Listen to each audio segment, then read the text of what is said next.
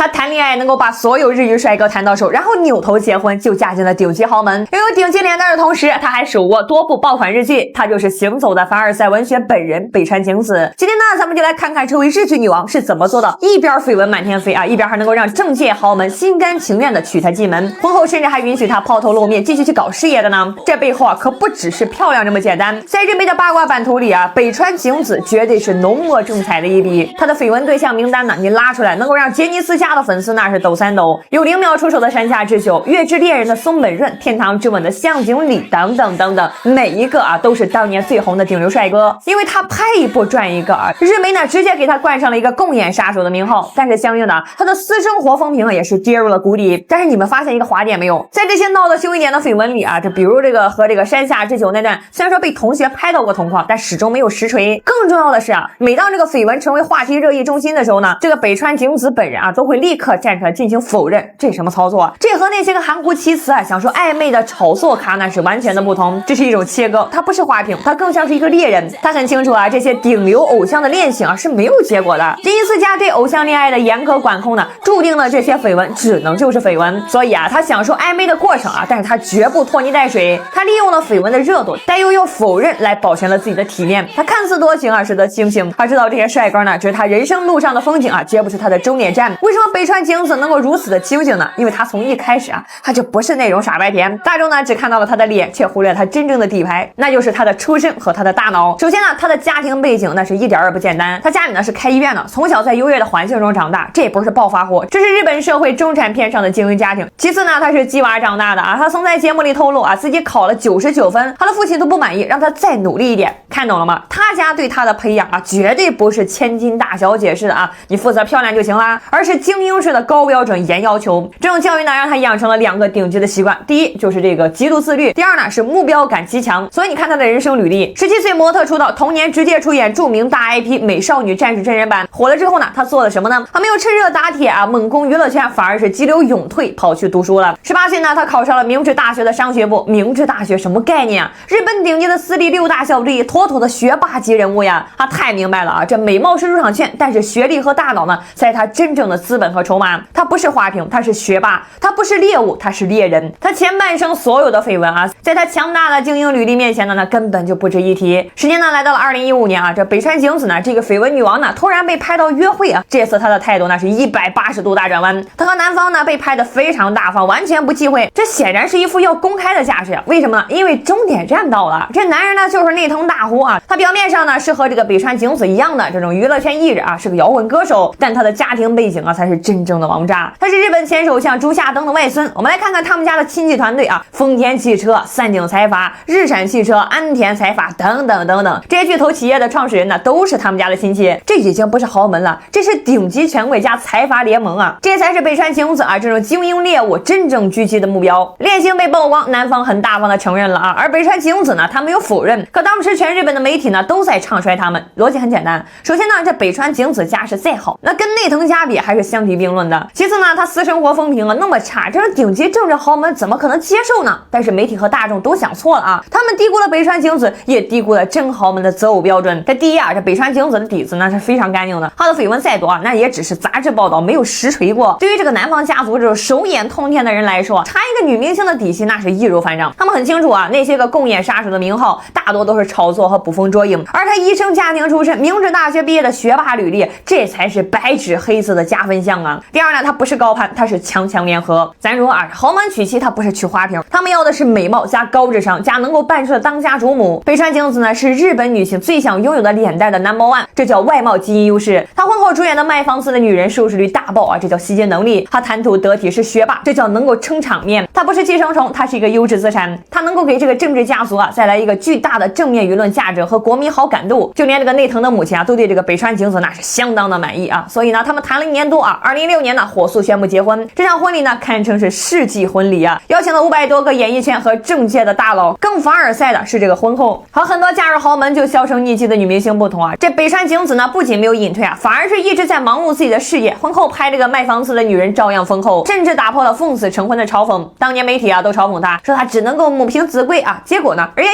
16年结婚，事业稳定之后，2020年才生第一个孩子，她的每一步都在掌控之中。生了2胎以后呢，她依旧凭借那那张不老的容颜打败了一众新生代的女星，连续8年被评为是日本女性最想拥有的容颜。她穿着《天堂之吻》里那条蓝色的礼裙啊，清纯又妩媚。她的美呢，不是清汤寡水的无辜，而是一种明艳的、有攻击性的、充满野心的美。现在我们再来看这个北川景子，她哪里是花瓶，她根本就是顶级战略家呀！她太知道自己想要什么了。她用美貌当入场券，她用大脑当资本，用事业来当嫁妆。她清醒地过滤掉了那些顶流帅哥的短期诱惑，精准地狙击了内藤这个顶级权贵的长期饭票。她的人生呢，每一步都在最优解上。那么你更欣赏北川景子这种目标明确、精准狙击的猎人式的人生，还是觉得这种步步为营的人生少了一点随性的快乐呢？评论区我们一起聊聊吧。